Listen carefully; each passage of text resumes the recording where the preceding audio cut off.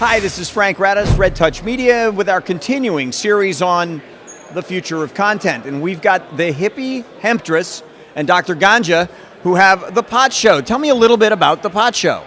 Well, the Pot Show is a family variety show. We're on TV in Aspen, Colorado, grassrootstv.org.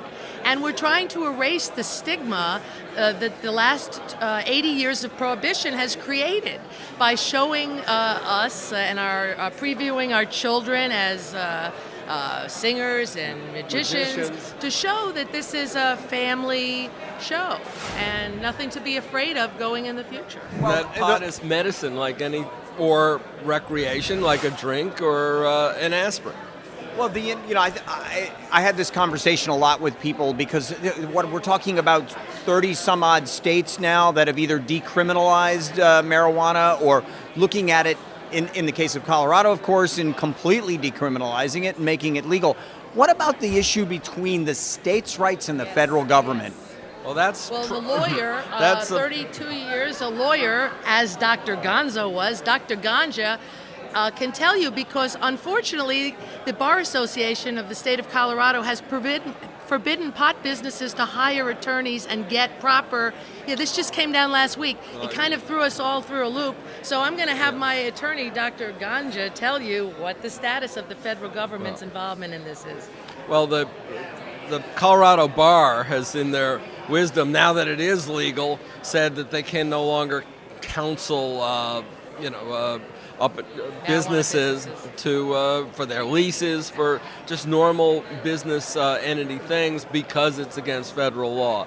I believe that will change, and they're coming up to comments to actually change this directive. And allow bank accounts as well to put all of the hundreds and hundreds of thousands, millions of dollars that will be subject to a 35% tax. But isn't that basically one of the reasons why a state will want to decriminalize, because of the tax money that they can create from it? Absolutely, and Colorado was a very smart campaign to get it through, because they hooked the taxes that would be raised into funding new schools.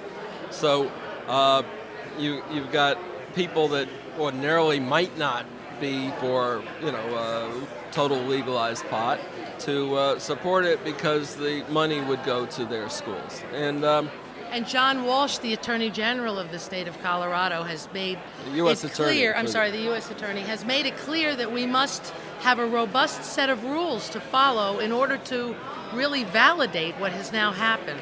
To keep the feds' hands off, the Attorney General, Eric Holder, gave a list of things like no organized crime, keep the guns out, keep not near schools and daycare centers, right, keep it within the state, and and Colorado is following this directive, so to get a hands off from the federal government. And also, as just having watched the creator of Boardwalk Empire, a series that is taking the prohibition of alcohol through the period of time, it's fascinating for me to now watch this unfold as Joe Kennedy perhaps legalized from being a bootlegger to legitimate. I'm watching my local guys who were smugglers 10 and 20 years ago legitimizing into real businesses, creating brands. The dialogue has come a long way. There's no doubt about that. Even Obama is talking about it right now. Right. What kind of impact do you think that's going to have? Well, I think it's a tremendous impact, but I don't know if that'll move a lot of opinion, because I think those that like Obama, would be towards this legalization mindset anyway, and those that don't like Obama, anything that he's done, but I think it is important to say it's a bipartisan. But it seems to me that this is such a polarizing issue. I mean, my wife had chemotherapy recently, could not eat, and was prescribed a Cannabinol, so in a pill form, so that she could eat. She wouldn't take it. Now, I, being a child of the 60s, tried to get her to take it, because I, of course, knew exactly what it would do. It would make her eat. With chemotherapy, very often the Taxol creates blisters, and so you're unable to eat even if you wanted to. There are actual little candies and sublinguals that will moisten your mouth to allow even the ability to eat. And in fact, in Israel, they're taking older people in old age homes off of feeding tubes with this drug and making them happy. So I see that coming here. We have Stoner Lifestyle Village coming in Stoner, Colorado, a gentleman who would like to create that kind of environment for our elderly people. Let's talk a bit about, I'm going to talk about this because we're at a television convention. So tell me about the pot show. Tell me about the show.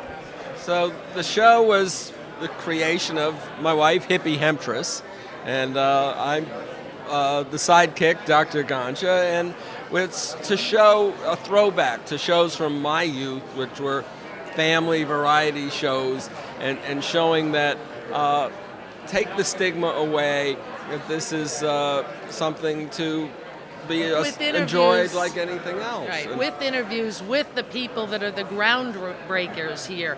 The doctors that have been writing the prescriptions on the front lines before, when their licenses were at stake. The new brands that are being created, the vapor pens and the sublinguals and the seizure medications, and they're all being branded. The sodas, the candies, and to watch these brands products evolve and these entrepreneurs growing. Excuse the pun. But primarily that, and of course we do editorials. I do some editorials about commentaries. politics and about the direction of the pot business and the pot, issues and law. And we do together some comedy because, there's plenty of the things that can come up in, we in do this hempful area. hints, we do stoner fashions. Cooking with cannabis. Yes, we have cooking with cannabis. There's evolving and something new every week. I think my favorite are your political editorials, because recently we did nominate Dr. McCallum, who was the one who was able to break the cannabis genome to actually create these medicines for children in the future that will have no THC or little. And we think he's still alive, working in his lab in Israel at Hebrew University now. He should be nominated for the Nobel Prize in Medicine and win it while he's alive, not when he's dead. Because the future of medicine, unless you're into big pharma and into synthetic meds, this is the future. So we feel you are doing a public service. Well, thank you very much for joining us. This is the Hippie Hemptress, Dr. Ganja. The show is called The Pot Show. This is Frank Radice for Red Touch Media. See you next time.